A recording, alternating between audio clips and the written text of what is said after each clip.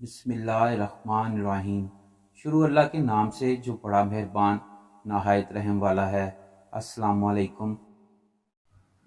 قرآن کریم کی سورہ مائدہ کی آیت نمبر 27 کی تفسیر میں علامہ ابن کثیر رحمۃ اللہ علیہ لکھتے ہیں، آدم علیہ السلام کے ہاں جو بھی بیٹا پیدا ہوتا تو اس کے ساتھ بیٹی ضرور پیدا ہوتی، تو اس بچی کے ساتھ پیدا ہونے والا بچہ دوسرے بچے کے ساتھ پیدا ہونے والی بچی سے شادی کرتا۔ تفسیر ابن کثیر سورہ المائدہ آیت نمبر 27۔ حافظ ابن کثیر رحمۃ اللہ علیہ لکھتے ہیں کہ اللہ تعالیٰ نے حضرت آدم علیہ السلام کے لیے جائز قرار دیا تھا کہ وہ اپنی اولاد میں سے بیٹی اور بیٹے کی آپس میں شادی کر دیں، اس لیے کہ یہ اس وقت کے حالات اور انسانی نسل چلانے کے لیے اللہ کی حکمت کا تقاضا تھا، لیکن ان کے ہاں ہر بار ایک بیٹا اور ایک بیٹی اکٹھے پیدا ہوتے تھے۔ اس طرح وہ بچوں کی شادی ان بچوں کے ساتھ کرتے تھے جو ان کے علاوہ دوسری بار میں پیدا ہوئے ہوں۔ گویا ہر مرتبہ کے حمل سے پیدا شدہ لڑکا لڑکی باہم حقیقی بہن بھائی کی طرح تھے اور ان کا باہم نکاح درست نہیں تھا، جبکہ دوسرے حمل سے پیدا شدہ پہلے والوں کے لیے اسی طرح تھے جیسے چچیرے ہوتے ہیں۔ یہی وجہ ہے کہ قابیل نے حابیل سے اختلاف کیا۔ کبھی اس کے ساتھ اس کی خوبصورت بہن پیدا ہوئی جس کا نام اقلیمہ تھا، اور حابیل کے ساتھ بہن پیدا ہوئی وہ ایسی خوبصورت نہ تھی، اس کا نام لیوزا تھا۔ جبکہ حضرت آدم علیہ السلام حابیل اور اقلیمہ کا نکاح کرنا چاہا تو قابیل نے کہا کہ میں اپنی بہن کا زیادہ حقدار ہوں۔ حضرت آدم علیہ السلام نے قابیل کو حکم دیا تو اس نے حکم نہ مانا۔ حضرت آدم علیہ السلام نے اسے منع کیا تو وہ نہ رکا۔ قابیل شیطانی وسوسوں کا شکار تھا۔ شیطان نے اس کے ذہن میں یہ بات ڈال دی تھی کہ اس کی بہن اقلیمہ زیادہ پیاری ہے، جس سے اس کی نسل بھی خوبصورت اور جوان پیدا ہوگی، اس لیے قابیل حضرت حابیل کی بہن لیوزا سے شادی کرنے سے انکار کر دیا۔ جیسے جیسے وقت گزرتا گیا قابیل کا یہ مطالبہ زور پکڑتا گیا اور آخر اسے اپنی بہن سے عشق ہو گیا۔ اب تو قابیل مکمل طور پر شیطان کے قبضے میں تھا، کیونکہ حضرت آدم کی شریعت اس بات کی اجازت نہ دیتی تھی کہ ایک حمل سے پیدا ہونے والے بہن بھائی شادی کریں۔ حضرت حابیل سعادت مند نیک تھے، ان کی امیدوں کا مرکز حضرت حابیل بن چکے تھے۔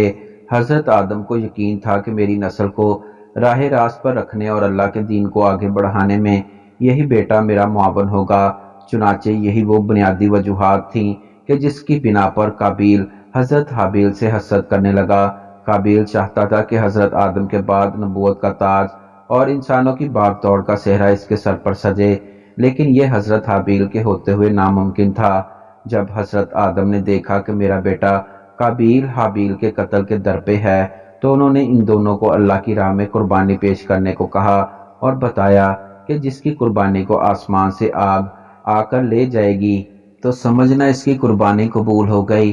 دونوں نے جب قربانی پیش کی تو اللہ تعالیٰ نے حضرت حابیل کی قربانی قبول کر لی، کیونکہ وہ حق پر تھے۔ قابیل کی قربانی سنبل کی لکڑیوں کا گٹھا تھا، کیونکہ وہ کھیتی باڑی کرنے والا تھا، اس نے اپنا گھٹیا مال چنا تھا، پھر اس میں سے عمدہ سٹا پایا تو اسے صاف کر کے کھا لیا۔ اور حابیل کی قربانی مینڈا تھا، کیونکہ وہ ریوڑ والے تھے، انہوں نے اپنی بھیڑوں سے ایک زندہ جانور لیا اور اس جانور کو اللہ تعالیٰ نے قبول فرمایا اور آسمان پر اٹھا لیا، جس کو اللہ پاک قرآن کریم میں یوں بیان فرماتے ہیں، اور اے محمد ان کو آدم کے دو بیٹوں حابیل اور قابیل کے حالات جو بالکل سچے ہیں پڑھ کر سنا دو کہ جب ان دونوں نے خدا کی جناب میں قربانیاں چڑھائیں تو ایک کی قربانی تو قبول ہو گئی اور دوسرے کی قبول نہ ہوئی۔ تب قابیل نے کہا کہ میں تجھے قتل کر دوں گا۔ اس نے کہا کہ خدا پرہیزگاروں ہی کی قربانی قبول فرمایا کرتا ہے۔ اس قربانی کی قبولیت کے بعد جب قابیل نے سوچا کہ اب سب کو پتہ چلا کہ حابیل کی قربانی قبول ہوئی اور میری بات نہیں مانی جائے گی، اس لیے قابیل نے حابیل کو شہید کر دیا۔ قابیل اور اس کی اولاد نے سب سے پہلے آتش پرستی اور پھر شیطان کے بہکاوے میں آ کر بت پرستی شروع کر دی۔ دنیا میں قتل و غارت، حسد و فساد اور بت پرستی کی بنیاد قابیل نے ہی رکھی۔ حضرت عبداللہ مسعود رضی اللہ تعالیٰ عنہ سے روایت ہے کہ نبی کریم صلی اللہ علیہ وآلہ وسلم نے فرمایا، دنیا میں جب بھی ظلم سے قتل ہوتا ہے تو اس کا ایک گناہ حضرت آدم علیہ السلام کے بیٹے قابیل کی گردن پر ضرور ہوتا ہے، اس لیے کہ یہ وہ شخص ہے جس نے ظالمانہ قتل کی ابتدا کی اور یہ ناپاک طریقہ جاری کیا۔